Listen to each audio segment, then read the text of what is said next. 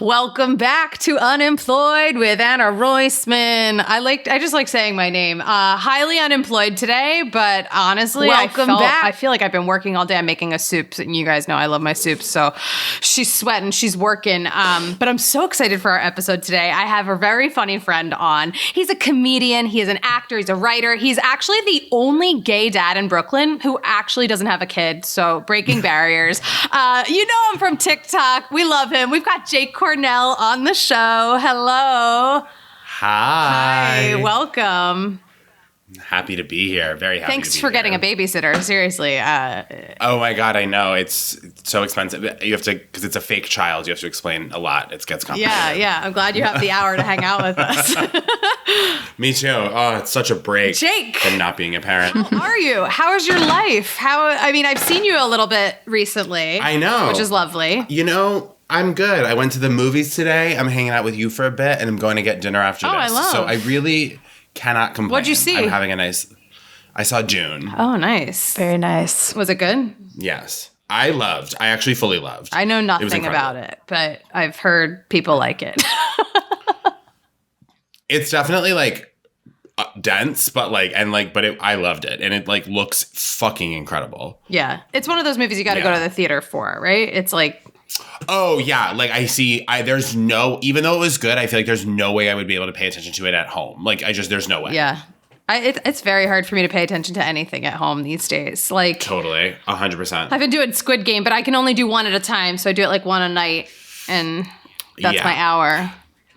It's funny, Squid Game is this thing, I will say Squid Game has really highlighted, there's two kinds of people with shows like that are really intense and violent, which is the people who can only watch one a night, or me, which is I just have to rip the Band-Aid off. I'm I'm going to watch all 10 of these right now because I don't want to have to do this every day for a week. And so I'll just rip it off and watch them all and be okay, cool, watch Squid Game, moving on.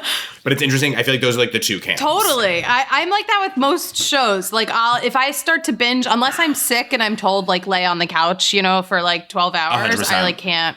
I can't do it. And maybe that's because I've worked for myself, quote unquote, for the last bunch of years. So if I do that, I'm Anna, it's a bad habit. It's bad for you. Because I would love to do that. Totally. But yeah. But wait, tell me. So you're newly freelance, right? We were just about to talk about this. Yeah. I left restaurants. I left my restaurant job, which was my, I guess for lack of a better term, survival job. I left it in September, so I guess almost 2 months ago. Congratulations! Thank you. Yes. How long were you working in restaurants for? I was working in restaurants. Well, I guess I've worked in food service pretty much my entire working life, but at restaurants and bars was 10 years. Okay. Amazing. I was before that I was an ice cream scooper. Oh, I love it. I was about between 7 and 8 years in restaurants. And Ellen knows I love when we have friends on who are in restaurants because I'm totally. It's fun to shoot the shit about the service swap industry. Stories. Yeah. Oh, it's just absolutely. It's such a part of your life, and it becomes second nature that you don't even think about. I don't know. Was there ever a part of you that was am I gonna get out, or am I just gonna because it's not a bad job. Well, but, no. Well, what was complicated with it for me was that when I moved to New York, I was interested in staying in it. I moved to New York I think as we all do on so much confidence being I'm actually the one person that this is going to be really easy for, moving to New York. But I had fully fallen in love with the restaurant industry and working in it in college. Me too. Had so much fun bartending and was this is the fucking best. And so I was but I also knew I wanted to be an actor and knew I wanted to be a comedian. But I kind of was okay, well, best of both. I have it made because I'm going to move to New York and I love bartending and serving. So I'll just do that. And then I'll also do comedy and everything will be peachy keen. Mm-hmm.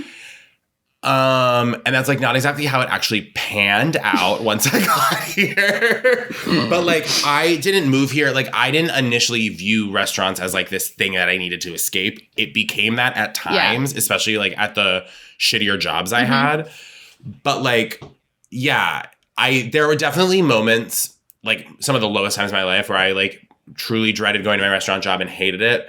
The place I was working at right before I left I was there for 2 years. It was the best restaurant I ever worked at by a fucking mile. I love them so much. I go back and visit all the time.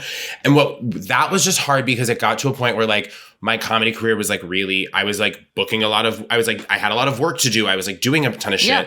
And I also had a restaurant job. And so it became this thing where like I just had literally no time. And I started to really resent the job because of the time it was taking, which sucked because I actually loved that job. And so I kind of like, I had like a big conversation with my boss, who's like a friend of mine of 7 years, where I was like, I'm freaking out and like hating this because of like, not because of the job itself, but because of like my time strain. Yeah. And I think that means I have to go. Yeah. Yeah. And so it happens. I was just going to say, I loved so many of the people I worked with in my last restaurant that I had worked at was like, I don't know, I was there for like 3 years. I left. I was in another place for a little while. And then I went back for like 2 years because they like were like, come back. And I was like, great. I love all these people.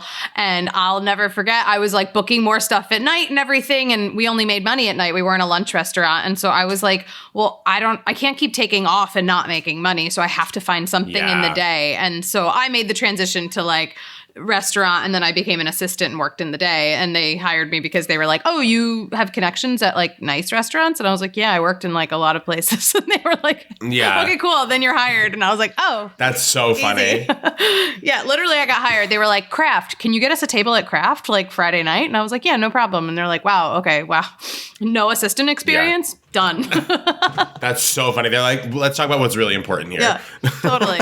But I feel that you become a family with your restaurant. And these people know you on your worst days and your best days, and they're there to cheer you on. And it's hard. That's what I meant by like, it's hard to leave, because I was very comfortable, right? You know that you don't even have to think when you get there. It's like... It's income, which like obviously anytime you're leaving like consistent income, even though restaurant money is not always consistent by nature being tips, but like at least it's like steady. The amount is not consistent, but like the paychecks are, in terms of like you get one every Friday. Yep. Like that, leaving that was so scary. Like it's definitely been an enormous life adjustment. Yeah. But yeah. But you figure it out. Like sometimes I have to you have to stop yourself and be like, Jake, you're not going to starve this month. You know, you have a apartment. Totally. You're going to pay for your apartment. Like it's like at the worst time, I always have to like remind myself of like the basics when I'm like, this month was slow. Like what the fuck happened? Because it's scary. No, totally. Yes. Well, congratulations. It is a huge leap. Thank you. And I really admire you. And it's funny because we just had one of your comedy partners, Marsha Belsky, on our last episode, and we were just discussing literally, yeah, I think I told you, I was like, you guys were both booked around the same time. But we were discussing that some months are going to be slow and some months won't be. And it's just kind of you just have to keep working and it'll happen. It'll happen for you. You took that leap, right? Yeah, it's having the faith that there's going to be another thing, and also being and if there's not, I'll figure it out, kind of having that energy about it, I think is crucial. But it is definitely just it can be scary at times that you just have to be something's going to happen, and it'll be fine. Totally. And the other beauty of restaurant work is that it's there. Push comes to shove, if I'm in 3 months, if I'm wait, I'm kind of fucked, I can make 2 phone calls and be behind a bar in an hour. Honestly. Literally. I know, that's the beauty of befriending your coworkers in service industry. There are so many people I could literally text and be like, hey, can I bartend for a month? I need to make some money right now. And they'll be like, yeah, sure. Yeah, totally. It's awesome. It's sick. Well, but I'm proud of you for making the leap, I was saying, because I feel the more who do it, because I've done it now for a while and it's scary sometimes. And I started my life as unemployed Anna, but I'm not always unemployed. It's just a brand that I like to grow. No, totally. It is funny because when you started doing it, I remember being damn, does she really still not have a job? And then someone was like, no, she just keeps calling the show that. And I was like, oh. Well, I didn't for a while. I had a severance package. No, I remember that. Yeah, I remember that. I didn't know. And I was like, well, why would I get a job? Because I'd lose this money, and this is more money than any of these fucking places are going to pay me. Totally. So it was a catch-22, but in a good way, it launched me on my feet. I had to figure out, all right, now what? Yeah. I was now I was I can't afford SoulCycle anymore. I can't afford certain things. Cool. Well, I want to know, so can I just ask, you had a crazy pandemic. I feel your TikTok went insanely viral. And that's like one of the most exciting things, especially for a comic who's on the internet. It's part of our job. Totally. Tell me about it. How did that like come about before I get into teenage Jake? Totally. Basically what happened was, I mean, like I had been doing comedy in New York for, I think, 5 years. I moved here in 2014, so 6 years, like a little under 6 years. And like was kind of, I feel like was like just starting to, I'd been doing improv a lot and was like transitioning away from that and figuring out what was next. And like, then the pandemic hit. And I think for me, it was kind of like, and I think a lot of comics maybe experience this, but I was kind of, there felt like such a weight lifted off my shoulder being like, oh, there's no way to do comedy right now. Like, I don't have to worry about my comedy career because it can't exist right now. And so I can kind of just like be a human. Like I don't have to like constantly be thinking about being a comedian. And I think that weight lifted, like, and I truly didn't think about doing comedy for like 6 months. And I was also working in a restaurant at that time during a pandemic. Like I was kind of preoccupied, like things were going down. And then I had an idea for a video one day, and it wasn't even like, I didn't even think of it necessarily like me as a comedian. I was just kind of like, oh, that's like funny. I should make a video about that because like this is so ridiculous, because I was just dealing with like the most bonkers people every day in the restaurant. And so I made a video. I actually didn't post it to TikTok. I posted it to Instagram and Twitter, and it did really well. Like, and I had never had anything go like viral or whatever before. And so I was like, oh shit, like people really liked this video. And like, it wasn't that hard to make. Like making a video on your cell phone is truly not that hard. Like in terms of like the actual technical execution, not hard. Obviously coming up with ideas and writing it is like challenging, but like our iPhones are kind of, we're so lucky and like we take them for granted all the time. Like it's really wild. So I was like, oh, I should just do more of these. And so then I was doing Instagram videos. Like I was trying to do like one a week for a while. And that was like fun. And it also kind of just felt like nothing mattered because like it was the pandemic and it's like, you know what I mean? This isn't going to go anywhere. We're not doing a live show. No one's like signing anyone. There are no auditions. So I'm just like, if people don't like these videos, like the worst thing that happens is if people don't like these videos. And I think that let me kind of have the time to also I go back and watch a lot of the stuff that I was putting out way at the beginning. And I'm like, yeah, you can see I'm kind of just figuring it out. Like, I don't know that all this fully works or is like funny, but I was like, let me just fucking throw it at the wall and see what sticks, because it felt like a time to do that. Yeah. And then after like, I think probably like 3 or 4 months of that, someone was like, because I had TikTok and I had been watching TikTok avidly for like probably 8 months at that point, but I was never posting on it. And one of my friends was like, it's kind of silly that you have all these videos and you're just not posting them to TikTok. Like just post them to TikTok. Right. And I was like, oh, that's true. I guess that is like silly of me. And so then I did start posting them to TikTok, and then like they started doing well. And I was like, and TikTok, like building a following on Instagram can feel like pulling teeth at times, like totally. And building a TikTok following, I mean, I guess, but I never was like consciously building a following. That makes it sound like I was like being like, I got to build my following, but it's like more like getting your stuff seen on Instagram is really hard, like outside of your own followers, because like people have to share it, people have to send it to people. Whereas like the nature of TikTok is you're watching other people, you're watching stranger shit all the time. And so people started watching my videos like a lot. And I was like, oh my God, this is so fun. And then right when that happened, my restaurant closed for the winter, like intentionally. Like they didn't go out of business. They were like, we're just gonna, and then so we all got put back on unemployment, and they were like, and I was like, from like December to like, I think April, we closed of 2021. And so they were like, yeah, everyone go back on unemployment. Like, we got your health insurance. You're fine, which was amazing. Like they were they were really great to us. And so I was really lucky. And I was like, what if I just did a video a day? Like, because also on TikTok, it feels like you can kind of just like throw things out there and see what works, even more so than what I've been doing on Instagram. So then I did a TikTok video a day, I think for 3 or 4 months, just like one a day. Amazing. And I didn't like, I wasn't like, I tried to do one a day. But you have to do, I have learned now, to grow your TikTok, you have to constantly post. Now they're like, it's like 3 to 5 a day. I feel like people, I see. Yeah. I mean, if you want to be if you want to be like a TikToker who is like, people are following your life and watching you on TikTok like all the time, I think you do have to be posting like that. I think if you're just a comedian, like I do think you can post a little bit more infrequently, luckily, because like people aren't following your page for like, they're not like to see like what did Anna have for lunch? Like literally like what did Anna have for lunch today? Like what are her and Jared doing tonight? Like you're not selling that. So like just putting up comedy videos, I think it's like a little bit different.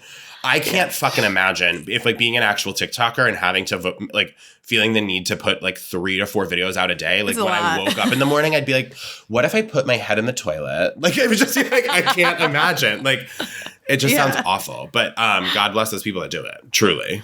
Yeah. I can't believe the timing worked out like that. Like I was very lucky. Yeah. Social was growing and you were having fun. You were making these videos and then you had more time to do it, obviously. I know. So it was like meant to be. Yeah. And then that kind of ties into like what we were talking about when it got really hard was like then over this past summer, I'd been making a video a day and it was going really well. And I was like really, really, really enjoying it. It got like so fun. And then all of a sudden it was like, I had to also I was working like 40 hours a week again. And just like not having it wasn't like I was physically trying to make a video. It's like I just didn't have the brain space to come up with ideas because like before I'd be like, oh, I don't have an idea. Let me go on a 2-hour walk. And usually like on the walk and I would get an idea or something. And it's like, I just didn't have the time for that. And so I really stopped. I wasn't making videos as much. I wasn't doing it as much. And that was getting really hard. And so once I was able to get into a place where I was able to leave, it was great because then I could. Good, because they're good and we love. Thank you. I always said that about you. I mean, like, I always was like, Jake, like, you're very realistic and you will say exactly what's on your mind and you will say exactly what's on other people's minds that they're afraid to say. And that's what I feel like you bring to your stuff. And I love it so much. I appreciate like, even that. the sketches, like, you know, because I love when you did the sketches too, when you were like the brunch people and stuff. Yeah. And then, you know, and then you did your gay dad character, which was like amazing. But you always bring it. You always bring that part of you, I think, to all your videos. Thank you, Anna. I'm obsessed. That really I'm really means glad. a lot. I'm glad to see you soar. I'm still trying to figure out TikTok, but I have so much fun doing it. You know what I mean? Like 100%. It's so fun. And I'm like, well, you know, every so often I have a hit, but I change it up. I don't have like my niche, you know, and I know that's important on TikTok. I mean, I wouldn't say I have a niche. Like I kind of like, I'll talk about whatever I want. Like, I don't think it's like, I think I would say like, I think what happens with a lot of people when I talk to them about TikTok, because like a lot of my friends will ask me about it. And I'm like, don't let all of the information about like, this is what makes you do well on TikTok. This is how TikTok works. This is what does well on TikTok. Like, don't think about all that stuff because like, it's not, that's all going to block you from bringing like authentic Anna to a video. Do you know what I mean? Totally. And it's like, that was, I think, why I had so much fun on TikTok in the beginning. It's also like, TikTok a year ago is a completely different landscape. It wasn't the biggest app in the world. It felt like it was like me and these like weirdo 20-year-olds in like Ohio, like being like, look what we found in this graveyard. Like it was just like weird shit. And it felt like much more like wild, wild westy. And I'm not saying that to be like a comedian who's like back in my day, it was, but I just mean like it wasn't as like it changes, it grows. It wasn't like, now it feels like this fucking machine that everyone is on. Like to be swiping and like be like, oh, here's like Jessica Chastain's TikTok of her getting ready for the Oscar. Like what? Yeah. Like that a year ago would just have never happened. And so totally, I think it's like, and I think what the app is also always, the landscape of that is always changing and evolving. And like the next thing that's going to do really, really well on it, like hasn't been done yet. So it's like, I think people shouldn't like think too hard about like, I know you have to do this if you want to do well on TikTok. Like I hear people say that a lot and I'm like, don't think about it that way. No, definitely not. And like you said it before, you have to throw shit at the wall and like I always think, and I do that with video. I've made videos for a long time, but you know, I always feel like whatever I find fun or funny or like, you know, even if it's a dumb trend that's happening on TikTok, but I'm like, I like this trend. I like this soundbite. I want to do it too. 100%. Like who cares? Just do it. Because that's like, the other thing is sometimes like the other thing is like, it's like, you also, if you're trying to do things that you think will do well and you're trying to do it that way, you might have something, but sometimes it will. And now it's like, okay, now you're well known for something you don't like doing. Do you know what I mean? Like if you don't like doing like review if you don't like doing like review videos of how different laundry detergents smell, but you make that video and it goes viral and now you're making like viral review videos of like different products. Like when you're a comedian, it's like if you didn't want to do that, don't do that because like it's not just about getting a lot of views. It's not just about getting a lot of followers. Like you need to be doing what you want to be fucking doing. 1000%. I had this issue. It's not an issue, but it became a little bit weird. But do you remember I was doing Hilaria Baldwin?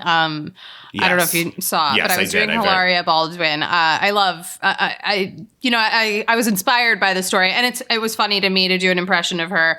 I watch her all the time on Instagram, and they did well for me on TikTok. Totally, and then people were like, anything I made that wasn't her, their comments are like, more Hilaria, or like they're commenting in like broken Spanish, and I'm like, okay, I do other things too, bitch.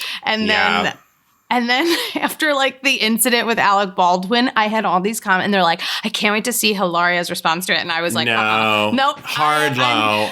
She's not touching that. That's so fucked up. I'm sorry. That's so fucked up. But that's the thing is you have to get used to like telling people no, like, because that would happen with me, like, especially like with my first character that was really well known. I was like, at one point I was like, okay, I'm done doing this character because I don't want to be known as this character. Right. Like, I don't want to be known as them, so I'm not going to do them anymore. And then you go through like a month or so where every video gets comments like, more this, and you're like, sorry, babe, it's over. Like, and you kind of have to hold that line because like you don't, and like then you'll eventually come up with the next thing, and then they'll love that for a minute, and then they'll be like, next, and it's like you just kind of have to kind of get used to that, I think.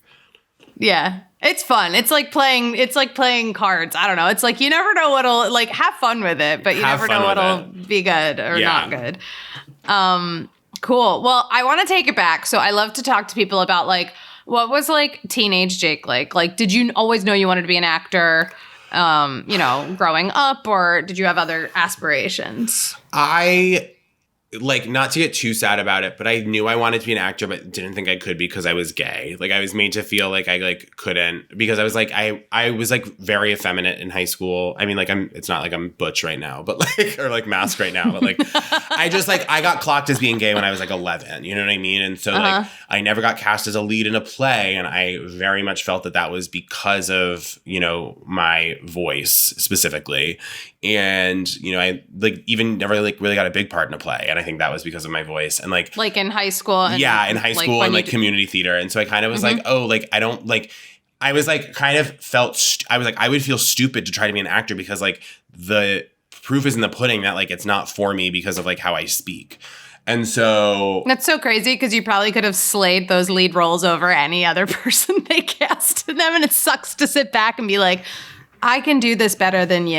Well, to be like a working comedian now, and like I don't actually know that I want to finish what I was going to say, but it's like it's just funny to think like my high school theater department follows me on Instagram, and sometimes I'm like, do you think I like you? Like I'm like the guy who runs it. I'm like, do you think I have like a good opinion of how you treated me? Because you were also probably very funny, and I think they're very threatened in the acting world, in the musical theater world. They were threatened by the funny people. I never got a lead in high school until totally. I demanded it my senior year, and I was just like, there's no fucking way you're gonna let me graduate without one lead. But yeah, no, I always got like sidekick, funny character. Totally. Like they don't, but yeah, and it's stupid. Yeah, and so I was like, well, I'll be a screenwriter. That was like what, and I also like that was like teachers always in school always said I was a good writer, and so you are. Thank you, but like.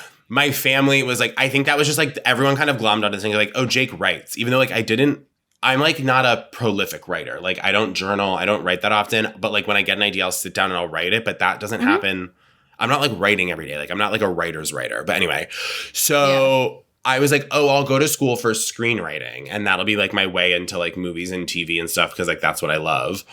And so then I applied to like a bunch of programs, got into all of them. Couldn't afford any of them. Went to my state school to study film theory, which is useless. I'm like, damn, you got into all of them though. Like, I mean, I applied to 5 and I think I got into all 5, but they were like, I mean, like one of the funniest things that's ever happened to me in my life. Because, okay, so like humiliatingly, my top school was BU because like when you grow up in rural New England, Boston is like framed to you as like a sweeping metropolis. Like truly thought it was like the biggest city in the world where like anything could happen, which is like so funny because like my boyfriend's from Boston, and like this is fully years ago because we've been together for a long time now. But like the first time we were going together back to visit his family, I will never forget, like we were on the highway and like crested the hill and like saw the Boston skyline. And I was like, is that Boston?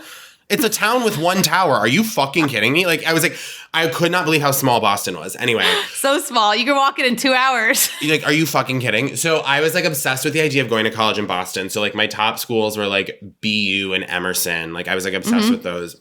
And so I got into BU, and which at the time cost, I think, $57,000 a year. Yeah. And I do not come from money. We were like at all.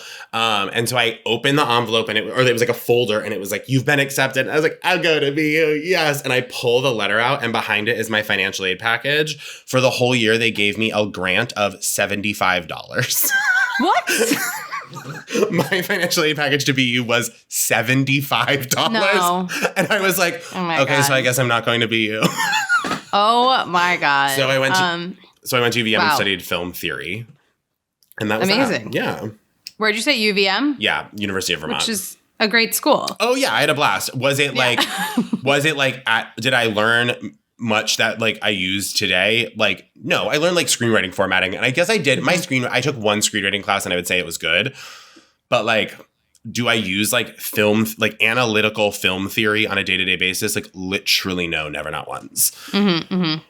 I should tell you now, I went to BU. Oh my God, I forgot you went to BU. Oh my God.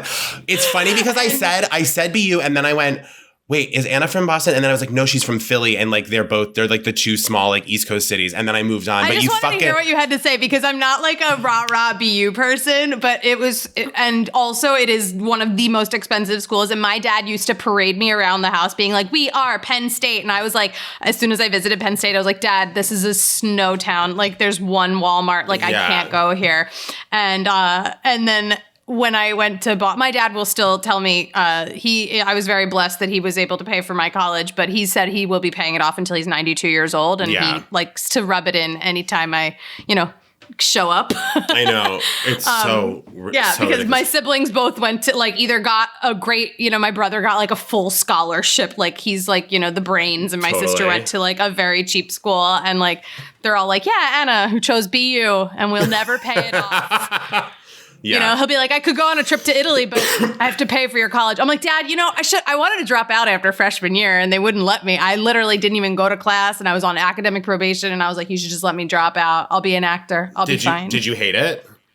No, I didn't hate it. I loved it, but it wasn't like, I don't think it was like other people. Like it really felt like living in a city, and like, I did a lot of theater and I got good parts at BU, which was great, but I was a TV production major. So I only wrote like half-hour script, full-hour script. I never wrote a screenplay, which I'm trying to do now. And I'm like, wow, I wish I took like one film class, but they don't like they don't let TV students take film stuff. I think shit's changed since I went 1,000 years ago. But well, the tuition's certainly gone up. It's even more expensive now, I'm sure. 1,000%. Yeah. It's so funny because at a lot of schools, I feel like people stay on campus because it's cheaper. It was cheaper to literally get an apartment in like Alston, Massachusetts than to like live in dorms for your sophomore year. It's so ridiculous. It's so ridiculous. But that's when I started working in restaurants in Boston. So it was like... Which restaurants? Mistral. Have you ever been to Mistral? No. Or Soralina in Copley? And Teatro. They were all owned by the same guy. And they were very kind to me. And they let me like bounce around. And I love that. They were great. Yeah. It was like, fancy schmancy restaurants. And nice. I started out as like a host and a coat checker. And then like by the end, I'm like maitre d', I can bartend, I can do private events, Yeah, like jack of all trades. We love it. Yeah. But I used to make so much money coat checking. And I was like, what am I going to do with $400 in ones tonight? I know. Coat check, if you get the good gigs, coat check is a fucking sick ride. The best. Yeah. The best. I mean, you got to stay late, but I was so excited to get that cash. Because, like, if you did another job, it comes in your paycheck. Like, and I was like, not totally. Coat check. No, coat check is clean. Yeah. Yeah. So, did you start working in restaurants in college? Did you have a job? Yeah, I went while you were there? I did my sophomore year. I guess, oh my God, I did have like the most random job my freshman year, which was not in restaurants, which was I worked for the sports department and I would have to like do random gigs at like the sports games. I always forget I had that job. But so I did that freshman year. And then sophomore year, I did the whole year abroad in England. And nice. Because I am bad with money, I didn't save any money to go. Because I knew that I was going for a year. My visa came with work right. So I was like, I'll just get a job in England and that'll be fine. And so I got a bartending job. And that's when I started bartending, was when I was 18. Abroad. Yeah, 18 in England in a student pub. 2 student pubs. Holy it was shit. Like, the university had these 2 pubs on like the student housing campus, and I bartended in both of them with like, and it was the most fun thing in the world. Everyone there was like a student. We were all having fun. It was like always a party. I loved everyone. They became my family. It was truly heaven. That's so nice. And everyone drinks young there. I feel like it's a different kind of, it's a drinking culture. Yeah. To maybe the detriment of their health, but it was fun for an 18-year-old. Or I guess I turned 19 there. I got there when I was 18, then I turned 19. I'm so impressed that abroad you like walked in, you're like, I want to bartend. And they were just like, all right, cool. Yeah, I remember like finding the application. Online. I was like, oh, there's 2 bars on campus. I'll just like apply to those. And I was like, no problem. And then I remember I sent the application in online before I even went to England. Like I was still in America when I applied online. Okay. And they sent an email back that were like, basically being like, hey, like, I'm sure you were thinking like, oh, I'll just bartend at the campus bar. That's what everyone thinks. And they were like, we have 20 slots for this year and 750 people have applied. And I was like, okay. And I sort of was like, I'm just not going to tell my mom that fact because this is sort of the only plan I've made for how I'm going to make money in England. And I just kind of was like, I will get this job. Like, I will get this job. Like, there's no question I will get this job. And so it was like they did a first round of like cuts, I think, from applications. And I remember getting the email, I think still when I was in America, that was like, you made the first round of cuts. Like, we're going to do in-person interviews. And I was like, okay, cool. And then I just remember going to the in-person interview in England and being like, you got to fucking nail this. And like, you got to nail it hard. And I was like, they're English, so don't come in too thirsty. Like, don't be like, because like they won't like that. So like, which like is kind of who I am. So I just remember like really tempering myself, but being like, just like find your moments to like really shine and then just reel back. And I like did that a few times. And I was like, I think I got it. And then I got the email and I was like, yes. I love this. This sounds like a Broadway show audition. You're like the first round of cuts and then I know. It was like Harvard level like application. I was like, this is ridiculous. But honestly, it was great. And was it like cocktails or it was probably mostly beer, I imagine? No. So that's actually a funny question. So in like English pub culture, like you can't walk into a pub and be like, can I get a Cosmo? Like that's not happening. Right. No. So on the standard days, it would be pints, wine, and mixed drinks. So like, you know, a vodka soda, a tequila soda, like whatever. Vodka Coke, which is like a thing that people drink a lot there that doesn't happen here really. But but then there was this thing in one of the bars on Thursday nights. There was cocktail night, which was like a special night where we like got the shakers out and like did cocktails in the back room. And it was 2 cocktails for £7 because you can make 2 shakers in 1 cocktail. So it was whatever. Yeah. We would be like 6 deep at the bar for like 3 hours, like going crazy. And it was like I thought it was so fun at the time because I was 19 and I'm like bartending behind a busy bar, like doing cocktail bartending. Absolute fucking heaven. So it was cocktails 1 night a week. And then the rest of the time it would just be like pints and mixed drinks and wine. That's cool. Yeah. That's good like practice too for when you like come back. Like, I mean, it's funny because like my year abroad in England, like I learned what I used the most in college by far. Like the bartending I learned there, and granted I had to learn a lot more as a bartender when I got back to America, but like in terms of like becoming a bartender, like that is the thing that paid my bills for the following 10 fucking years, you know? Yeah. Not like my sociology minor. Right? Yeah. It's funny because I feel like I had so many friends, you know, in our field who were like, I'm a comedian, I'm an actor, I'm moving to New York, I want to bartend. And like all these people say, I want to bartend. And they think you need to like, quote, I never went to bartending school or anything. You really just need like a mentor, like someone who's like, all right, I'll teach you what I know behind this bar. And honestly, like if you're like a theater professor in a non-metropolitan area, like worth your salt, be like, hey, bartend now so that when you move to New York to be an actor, you have like 3 years of bartending on your resume. Like, because like getting in once you're in New York is hard. It's really hard.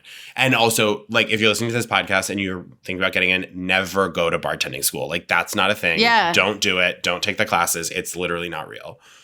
I was working in a restaurant and one of my managers, he was like a part owner of this like dive bar on the east side. And he was like, do you want to like learn to bartend? And I was like 21. I had just graduated and I was like serving. And I was like, yeah, I mean, I'd love to. And I was so worried because they had like so many cocktails at this place. Even though it was a dive bar, they wanted to have like fancy cocktails. I mean, and like every cocktail had like the egg whites. And I was just so like, I was like, I'm gonna give someone salmonella. Like I'd shake for hours. They'd be like, is my drink ready yet? And I'm like, 1 second. I'm like, someone's gonna go home sick. And I was such a prude. I like didn't want to take shots. And they were like, it was the type of place where they were like, if a guy wants to buy you a shot, like you let them buy you a shot. And I would like let them buy me a shot, and I'd like take the gun and like do like Diet Coke and like fuck yeah. I was like, I can't take shots all night and make egg white drinks. Like, who do they think I am? I'm a fucking child. I know. Well, it is funny to be like, yeah, it's like, I can't take, like, sometimes when I was bartending, someone would be like, let's do another shot. And I'm like, no, I actually do need to keep working. Like, you need to kind of temper it. Like, I can't be I can't be 3 to 6 shots deep with 4 hours left of service. Like, that's not going to go well. Not at all. Either I'm going to fuck everything up, or I'm going to like pass out soon. Yeah. Like I'm just going to go to sleep. Or I'm going to have to start getting hung over. Like if you know, and it's like, it's so bad. Oh my God. But it is fun to be behind a busy bar, and like you are the keeper to the keys, and everyone, you know, like you don't necessarily, when it's busy like that, I imagine you don't have to like make so much conversation with people. You're literally just doing your job making people happy. When I was younger, I felt that. I was like, I fucking love a slam bar. Like and here's the thing, like if I was back at the pub where it was like pints, quick mixes, and wine, like give me 5 deep at the bar. The second it's like, because like the place I worked at, and I like always shit on like my friend who runs the restaurant, because I was like, at my heart, I'm a dive bar bartender. Like I'm a pub dive bar bartender. Like I don't really want to shake cocktails. I don't really want to stir martinis. Do I love to drink those drinks? Yeah, literally so much. But like if it's 6 deep at the bar and someone's like, can I get 2 Negronis, like a vodka martini, and like 3 egg white old fashioned, or like egg white whiskey sours? I'd be like, yeah, I guess I'll go fuck myself in the corner while I'm at it, because do you not see that there's 300 people here? Like, God forbid you order a beer. Like, I just like can't. I lost that like zeal when I got a little older. I think also because I was like, it was my survival job. So I was like, I need to afford this as little energy as possible to like have energy for what I'm actually doing. And so then I was like, I just want to work the deadest shifts. Totally. I get that. It's funny. It's fun to like be good at making cocktails, but you don't have to do it nonstop. And do you get like when you go out with friends and you see it's a busy bar and like your friend is like, I really want like a hot toddy, or like something you know is going to just. Not on my watch. Not on my watch. To the point where now my boyfriend knows, like we'll be at a bar and he'll look at me and be like, am I allowed to order a Negroni? Like he'll ask. He knows, like, because if we walk up to a slam bar together and he orders something like complicated, not that a Negroni's that hard, but still, like, I'm like, no, you got it. Sorry, babe. Like, you gotta. If it's on tap, sure. But like, otherwise, we really got to keep it simple right now. Like, this bartender's struggling. I love that. I love that he asked for your blessing. Did he ever work in restaurants? He worked at like a wings counter in college, like a wings over type situation. But I think that's the closest thing he's come to food service. I mean, that is food service, but never like a restaurant. Yeah. It's so funny because Jared will defer to me, like, you know, for like, he'll look at cocktails and be like, what's this? You know, like, totally. And I'm like, oh, Nate will just fully hand me the menu and be like, what should I get? Like, it doesn't even want to make the decision. I'll be like, okay. I love it. I want to go out with you and Nate. I want to go out. We'll go out for fancy cocktails on a slow night somewhere so we can order whatever we want. I love that. I do too. Okay, so you moved back to the States, and then I worked at a margarita bar. That was like for junior and senior year, I worked at this margarita bar in Burlington. Also, like the most fun time of my life, because again, like I was bartending as a child with my other child friends. Like, you know, like the El Gato, that was the Mexican restaurant. Like we were like all like 21, 22, just like selling margs, drinking margs, eating chips, making money, getting paid in cash, going out after. Like, it was the most fucking fun all the time.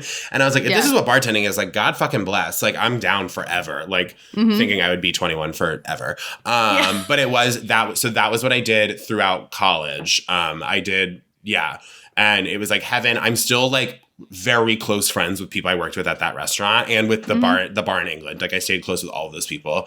And then I moved the week after college. Like I graduated like May 23rd, and then June 1st I moved to New York. June 2nd I started working at a very fancy restaurant in Gramercy. Oh my God, we had the same life. I literally graduated May. I moved like 2 days after and started working in a fancy restaurant in like off of Union Square. Totally. That I worked at the summer before for like 2 months. So they were like, when you graduate, you have a job. And I was like, okay. Nice. I love that. Yeah. I had like a home connection. Like randomly, the GM of this restaurant is like from my hometown and like our moms know each other. And so there was like a phone call made to get me an interview. And then I started working there. That was like That's great. It was brutal. That restaurant really was hard to work in. I just mean the connection. Oh, the connection was great. So many people. Yeah, no. Like, hit the pavement. 100%. Like I didn't have to like run around New York with resumes, like figuring that shit out, which I am thankful for. Where they're like, I'm sorry, we need New York experience. Like Vermont is not New York. And even though you could you're like, I could make you 8 margaritas in like 2 seconds right now. Yeah. And they're like, Totally. Snobs. So yeah, that restaurant was pretty brutal, and I had never worked fine dining before, and at like everywhere I'd worked had been the most casual. Like I'm talking, you know what I mean, like an English pub and like a Mexican restaurant where I wore like shorts and like a restaurant branded T-shirt and just would like be like, oh, do you want more water? And sometimes if I felt like it, I would just put the pitcher on the table because I didn't feel like coming back. Like it was like very like it was not like. It was like the most casual service, like plastic menus, like we were spraying menus at the host stand. You know what I mean? Like, and then all of a sudden I'm like walking through a dining room, shirt tucked in, like bringing Uma Thurman to a table. And I was like, I'm like in over my fucking head, hardcore. And like, I just like, and that restaurant was like, had like the quintessential, like really toxic New York restaurant environment. The chefs were all like sexual harassers and like just like nasty alcoholics and like, not all of them, but like one of them in particular who was very powerful. And like, it was just like really like, it was like an old school New York restaurant where it was like, kind of had that fraternity mindset of like, we haze the new people, we make you feel small, we break you down, and then we build you back up. Yeah. And like, so I don't think highly of a lot of the people from that time, but like the people I do like are still like some of my closest New York friends. And then like the bad guys, I'm like, it's funny now because like a lot of the comedy I was doing like last year was restaurant based. And so these people would start to reach out to me on Instagram and be like, oh my God, this video is so funny. I love it. And I'd be like, bitch, this is about you. Like I'm making fun of you in this video. Like, how dare you? Like, you know what I mean? Like, these like people who like literally were like abusing their employees, then sending me this video being like, LOL, I love this. I'm like, you shouldn't. You should not love this. Oh like, my God. It's crazy. So funny you said that because when I first left my last restaurant I worked at, it was a fine dining steakhouse. You know, fine dining, but it was a steakhouse. And I had the worst manager ever, and he was everything you just said. Like he was a full on alcoholic. He'd like leave at 6 and like go to a dive bar nearby and like show up like fully wasted at like 7 in time for like the busy hour. And then he'd like do cocaine downstairs and he'd come up. He'd tell me to wear lower cut shirts. He'd tell me to wear heels. I'd be like, I think you're not supposed to tell women that. Like I literally would just say it out loud. And the first thing I did after I left, I wrote this pilot for like a pilot class, and it was like a murder comedy, and it like takes place in a restaurant, and like he was the boss, and I was like, and he has the most brutal murder in this, and like I remember getting notes like, wow, it's really graphic, and I was like, yeah. So they're like, hey Anna, the whole of Act 2 is just him being slowly killed, and they're like, we do need some more plot movement. And like my little brain was like, yeah, when this gets made, he's gonna fucking see it, and he's gonna be like, wow, funny. She made it, and I'm gonna be like, that's you. That's you getting killed in this pilot. That's so funny. But write what you know, I guess. Totally, right? Totally. Yeah, I can't. Yeah, what a fucking time. So yeah, that was my first New York job. I lasted there 8 months and then was like, I gotta get out. Yeah. And then I went to, thinking it would be better, open a hotel in Midtown. So I was on the opening team of a hotel bar and then their rooftop bar. Whoa. Which was an experience, also really brutal, just like not a good situation. Definitely that first year in New York was like the most depressed year of my whole life, which I think is like a standard experience for a lot of people. Mm-hmm. Like I was fine, like I'm fine, but like it was definitely really hard. That restaurant, the hotel was psycho because I can't, if I talk, I signed you don't have to say it. I signed an NDA, so I'm like, what am I allowed to say? But all I'll say is they had like, first off, they made me sign an NDA, if that tells you anything about like what they thought was going to be. Like I like was a hotel bartender. They made me sign an NDA.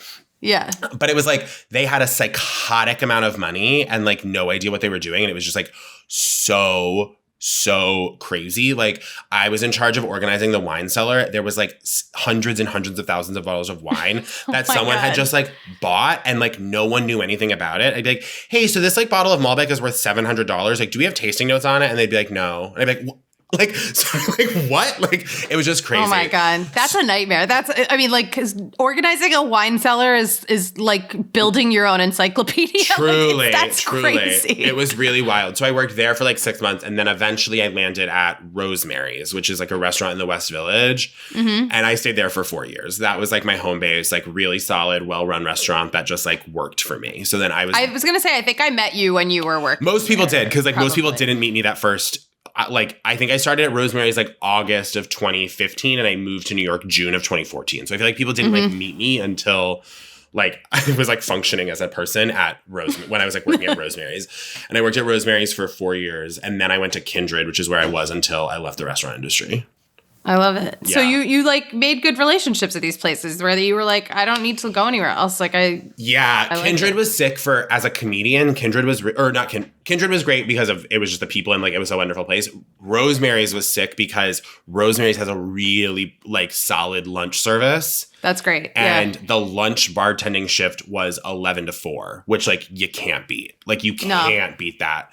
And so I would do that like 4 days a week, and then usually or 3 or 4 days a week, and then you do like 1 or 2 brunches. And the brunches were absolute hell always and miserable, but like that felt like the blood I had to pay for the lunch shifts that were like so sick. Because I could do comedy at night and like move things around if I had an audition, but I also wasn't auditioning that much back then, so that wasn't as much of an issue. But those lunch shifts really were good for me. I love that. I wanted to go somewhere that had good lunch shifts, but I was also turning 26 and I needed insurance, and my restaurant company didn't give me insurance. And I was like, well, if I become an assistant, maybe I'll get benefit. And I did. I landed it. But it was that weird balance. Like, we didn't open until 4. Like, our pre-shift meeting was 4:30, and I had to be there until like fucking midnight.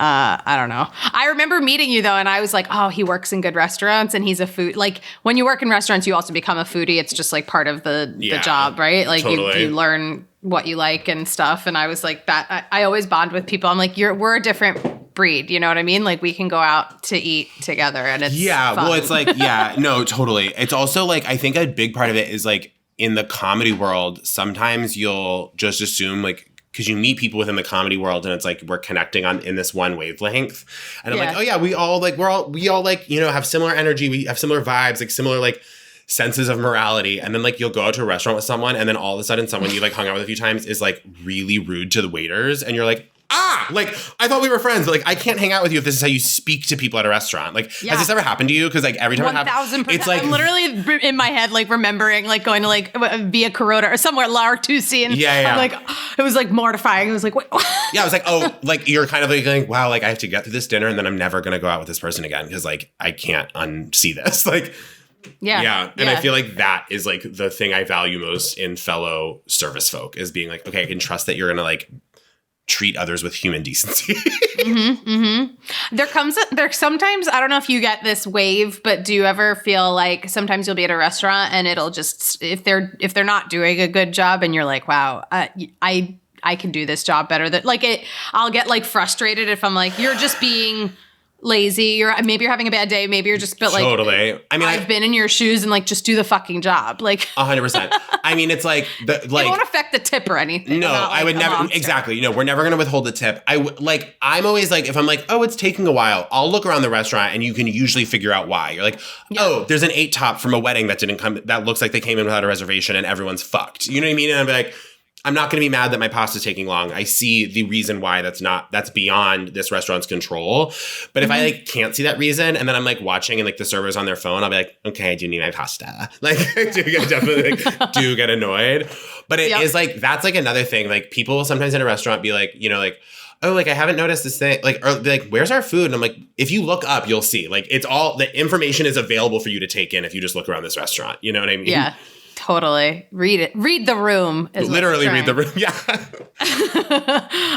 Okay. I wanted to ask this question because we don't have to say anything negative about anybody, but I wanted to know, do you have any favorite celebrities that you met or served in your time working in restaurants in New York? Ooh, okay. Good questions. Isaac Mizrahi I served him at Maialino, and he would come into Rosemary's a lot, and he was a phenomenal tipper always. Like, really, really lovely and tipped incredibly generously. So I always... Warms my heart. He always stood out to me. Like, he was never like... It was never like... He was literally never difficult and always tipped like 30 to 40%, which I always... We love to see it. Isaac Mizrahi he comes to mind whenever that question comes up. Honestly, I almost had like no negative... like that's good. Celebrity experiences. I think because like for the most part, celebrities know like that someone can go on a podcast or TikTok and be like, this person was a fucking asshole to me. You know what I mean? Yeah.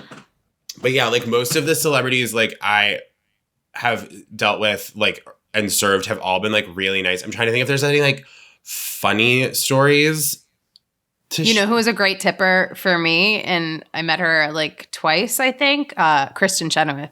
Tipped everyone. Oh, nice. From the door to the host to the servers to the bartenders. And I was like, she's just palming people. And I was like, she definitely worked in restaurants. Like, God bless. Oh, you know? the Broadway ones, like a lot of them fucking put their blood in at restaurants for sure. Yeah.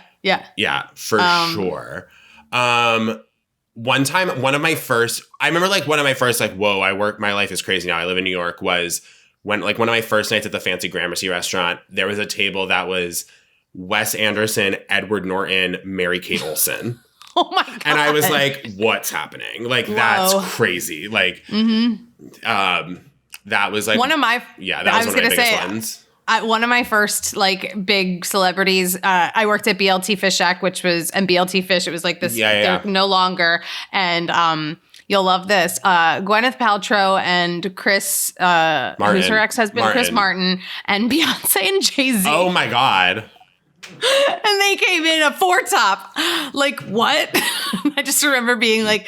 That's wild. And Gwyneth Paltrow asked me for a recommendation, and she was like, lobster roll or fish sandwich? And I was like, lobster roll. Always like, the fish sandwich is like fine, but it's like kind of bland, you know? And she was like, I'll do the fish sandwich. And then she didn't eat it and she didn't like it. And I was like, I told you. Like, when someone asked me for when someone would ask me for my recommendation and then they wouldn't take it, I'd be like, you're dead to me and I don't care what happens to you. Like it's fully over. Like, I don't care. It's true. I mean, you asked, I gave you, 100%. You know. Yeah. I remember, I'll never forget that. And I have nothing against Gwyneth Paltrow. She was lovely. She was nice. And it was almost funny because Chris Martin was like, I heard you. He was like... That's really funny. He was probably like, I'll have the lobster roll. I'm like, yeah, because you get it. You heard, you listened. Well, I think you're doing amazing things now. If there's anything else you feel like spilling for us, all your stories are so fun. Everything you've told. You are. It's true. And I'm really glad to see you doing comedy full time. I know. I feel very lucky. It's a scary thing to say, you know, but it's amazing. Yeah. I mean, it's like, it's cool. And like, I mean, what's nice about like having, it's like a huge gift and it's really nice. And it's also cool to like be in New York and have like such an intense relationship with the restaurant scene here that I don't feel like I'm not like fuck restaurants and I'm out and like never go back. And it feels nice. Like after this interview, I'm going to check out a restaurant that my friend is the GM of that I haven't been to yet. And like, I'm so excited. And like, it's nice to still be involved in that world. And like, yeah, I'll probably jump behind a bar someday like just for funsies or maybe because I need it. Like, who knows? But like, I feel lucky that it kind of happened in that way that I kind of got to bridge the two. Yeah. Well, I've been saying this to you because I've seen you a couple of times, but I really would love to go to a dope restaurant with you and just like have a nice cocktail and enjoy our dinner together. Let's do it. I'm so down. Okay. Yeah. I'm going to text you after this. 100%. Let's do it. Okay, so I want to know if there's anything you want to plug for people. I do know you just recently did a very famous play that is happening again. Yes, in the new year. Yes. Oh, thank you for reminding me. Okay, cool. So 2 things to plug. My podcast, Going Out with Jake Cornell, is coming out soon. Yes, we don't have an official congrats. date yet. Thank you. But it should be out in the next like month and a half. So keep an eye out for that. Follow me on like Instagram. Jake W. Cornell I will probably be posting way too much about it when it's time for that to be posted. Can you tell me like a log line of like what the pod is? So it's an interview podcast. It's me and like celebrities comedians and like food personalities, and it's all about going out. So restaurants, bars, nightlife, like how we like to go out, what do we like to drink, what do we like to do, where do we like to go, how, like what are our favorite things. So it's like all things going out. It's gonna be really fun, and I'll have you on for sure. That would be so fun. I love it. It's so fun. And then yes, Man and Woman is a play that Marsha Belsky and I wrote and perform, and we put it up at Union Hall a month ago, and the next one is going to be January 22nd, again at Union Hall. Tickets are on sale, and it will probably sell out again. So I would say grab them soon. It's going to be, it's a very, very, very fun show. I'm so excited. I love it. Cool. Great. And where can people follow you? Give me your handles. Instagram, TikTok, Twitter are all Jake W. Cornell. Perfect. We'll follow him. Go watch his video. Just make your day. It'll make your day. And where can people follow you? Instagram, TikTok. Thank you. This is so fun, and I love you. I'm so glad you're here. It's a very, very, very fun. I'm so excited. I love it. And where can people follow you? Instagram, TikTok, Jake W. Cornell. That felt good. That felt like cathartic to talk about restaurant world, because it's true. You become like a big part of it when you work there for so many years. I've learned actually a lot from listening to you and other people who've worked in restaurants. I forgot you never did. No, never did. But that's why you're a fucking nightmare to eat with. No, you're not. I appreciate the insight, really. Yeah. I was just, when he said that somebody he didn't like when people asked for recommendations and then didn't order it. Like, I actually asked for a recommendation at a restaurant the other night, and I did order what they recommended. So congrats. So you're on everybody's. They're going to remember you. They're going to be like, that was nice that happened. That worked out. That worked out tonight. Yeah. I love it. Oh my God, Ellen, how's your employment life? How's your work life? It's been busy. I did a 6-day week this week. Wow. I worked a Saturday, but it was good. That's good. But it makes my weekend suffer a little bit. But whatever. Still making whatever. Money. You're making that cash. Yeah, you are.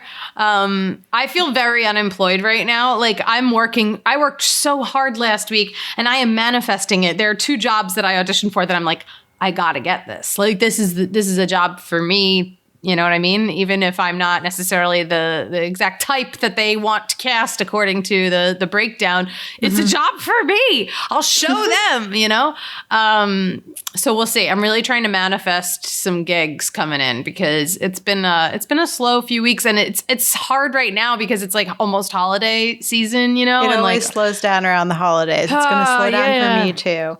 Our industry, man, it's like everybody's like, we don't work from like just Thanksgiving to New Year's, like, fuck and that. Honestly, I agree, we shouldn't, but I need somebody to pay me still. Like, can you pay me to be on holiday a little bit? I know, I need it. I so need it. But I'm really trying to manifest. That's the word of the year, manifest, okay? And I'm really trying to manifest some gigs for myself, including a cookbook. I'm gonna put out a soup cookbook. It's going to be basic. It's going to be easy. It's going to make everybody who wants to be a soup queen can be a soup queen. Do you know what I mean? Like, I really want to empower people to like be able, like, I think people think of cooking as like, it's either like a challenge, you love to do it, or it's a challenge, and the people who do it just to do it are like not making very elaborate things. And I think soup is intimidating to a lot of people, right? Like, it feels like a big undertaking to make a soup. And I really, and it's funny because it's my favorite thing to make. So I really want to like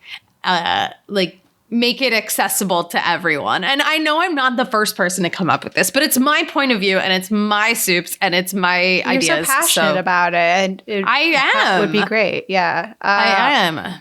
What do you think in crowdsourcing? Crowdsourcing what? Like a budget to make it. No, I'm going to pitch it to a publisher and hope that buy it. Yeah. Oh yeah. I want to make I want a real book to come out. I want to go do a couple of go on tour and try and get people into the book, and I'll do some comedy, and I'll do some tastings, and let people taste the soup. I see it more being funny essays along with the soup recipes, and they'll all have a snack component to it, and I was going to tell you pairings. Yeah, I might do some pairings because, I like to top all of my soups with something or like dip into it with something. So I'm really trying to. Hungry. I'm trying to think about it all. I know, and I have one on the stove right now, but you can't have it because it's got beef in it, girl. And I never cook with beef. All my soups are dairy free, aside from Parmesan. But I rarely make beef. Like even when I make chilies, I usually do turkey or chicken. But tonight I did a beef vegetable soup, and it smells like heaven. And I hope it's as good as it smells. Like I've tasted it, but it sounds hearty, especially for these cold days. It's good. Hearty. Yeah. It's hearty. I wanted to do that. And I really want to top it with this. I'm being very ambitious. I want to like kind of bake. I want to make like a crispy, I might fry it. I want to make like a crispy potato topping. So it's almost like a shepherd's pie kind of deal. I love shepherd's pie. Ugh. I mean, vegan and like vegetarian versions of it, but like the top is layer of like potato. I mean, who doesn't like a layer of potato? Come on. It's beautiful. There's some potato in the soup, but I think it could work out. I don't know. I'm really trying to be adventurous here. And so this is going to be my 13th soup out. I've made others number off. 13. I've made others off camera that like I would include as a recipe, but I have this goal to make. I don't know if I'm going to stop at not stop, but like make 15 or 20 videos. But I really wanted to do 20 soups, like so I have the videos as like part of my pitch. You know what I mean? To be like, people watch these. Here's what I'm doing, and they're all going to be 3 minutes or less now. So they're shorter. They're TikTok length. We'll see. That's what everyone keeps telling me. Shorter content's the best way to go. So I guess. You got the right idea. Thank you. Jake was an inspiration. So at some point, it'll happen. They'll see my soup content because that's what I want them to see. No one cares about the soups when I post them. They're like, give us Hilaria. But I want to make it happen. I really do. All right. Well, guys, that's the episode. Definitely go follow Jake. He's super funny. I'm excited for his podcast. It sounds great. And go listen to all the other episodes. We got a new patron. I want to thank our new patron. Beautiful. Wait, I meant to say his name. I know. We haven't gotten a new patron in a while. So I really wanted to give a shout out to The Average Guy. That's what his name is. Average Guy. And honey, anything but average to me, because that's really nice of you to support us. You guys know we're on the journey to 100 episodes, which doesn't sound like a lot, I guess, to some people, but it's a lot. It's a lot to us. So on the road. Yeah. So please make sure you rate, review. Even if you're like, I love Anna's sweatshirt, like beautiful. We love it. It's you can't see it, but people will want to see it. Looks nice right now. Thank you. It's because I was filming a video. Anyway, so if you can support the podcast in any way, whether you join our Patreon or just leave a beautiful little review, it all helps. And I hope you have a lovely work week, and we'll see you next time. Bye. Whether you join our Patreon, beautiful little review. I hope you have a see you next time.